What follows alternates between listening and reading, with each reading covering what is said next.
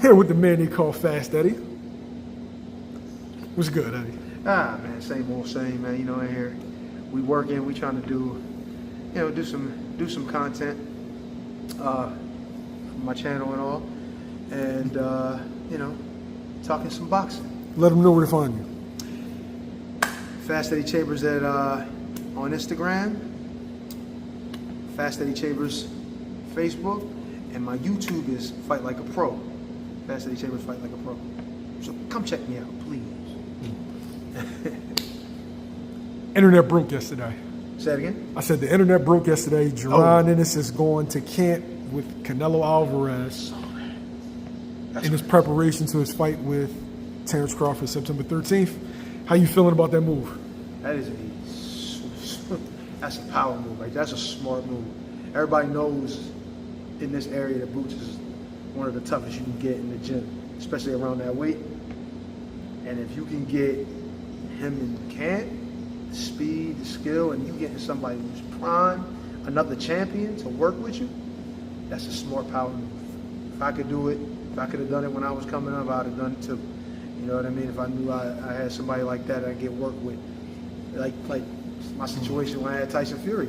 I had one of the best heavyweights in the world.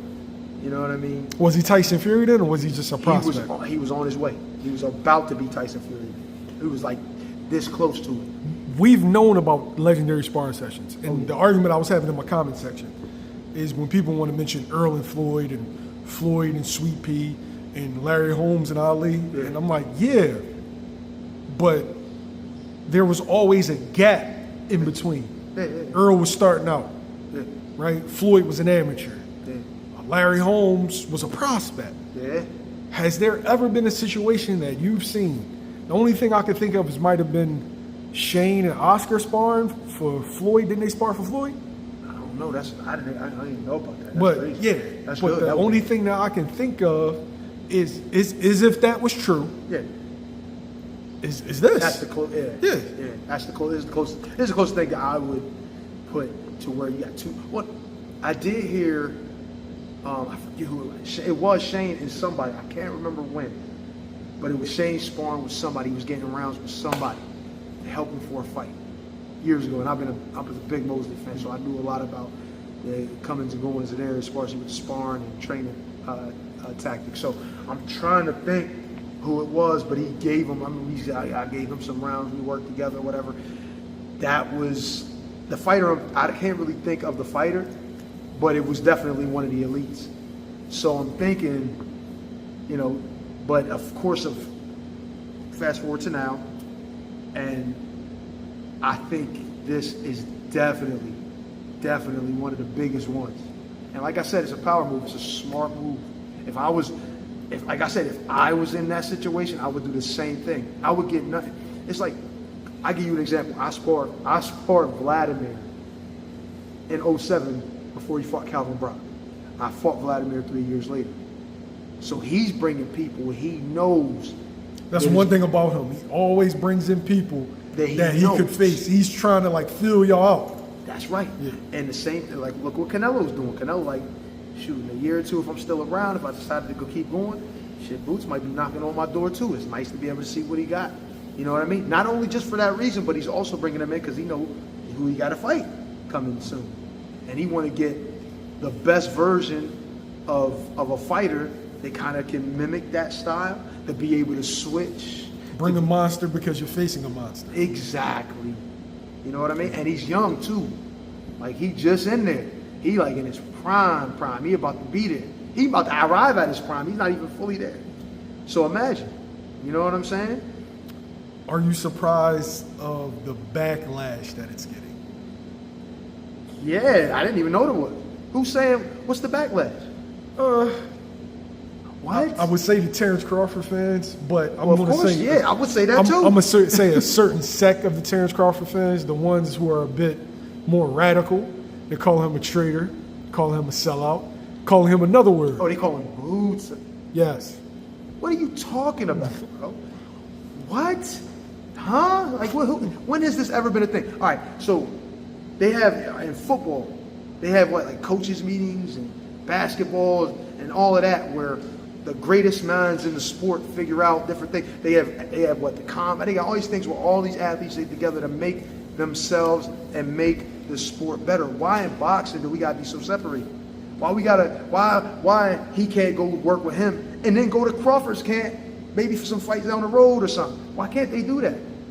It ain't nothing but help. It's just going to improve. They're going to make the fighters better. Why wouldn't you? I don't understand backlash. And there's no way.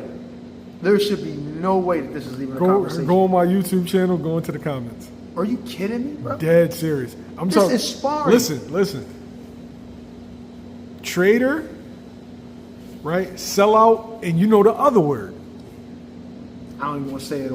But yeah. So, it to me, I'm like, and this is why people have such an issue with boxing fans. Yeah, I understand. Trust me. It's what have you done for me lately? Every time.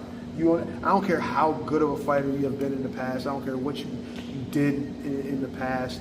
Even if it was one fight ago, the next performance could always be your last performance, or your worst performance, or your best. So it's good in a way because all it takes is one to get back, but all it takes is one to completely fall off.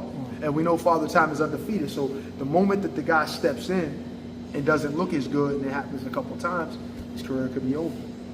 Does Canelo sparring boots make you look at the Crawford fight differently? I already was favoring Canelo anyway. This just makes me think even more. Now, sparring is sparring. It's not a fight. You know what I'm saying? But these fighters at this level only need a little edge for things to just completely tip the other way. So this makes me say, this is, like I said, this is an excellent move.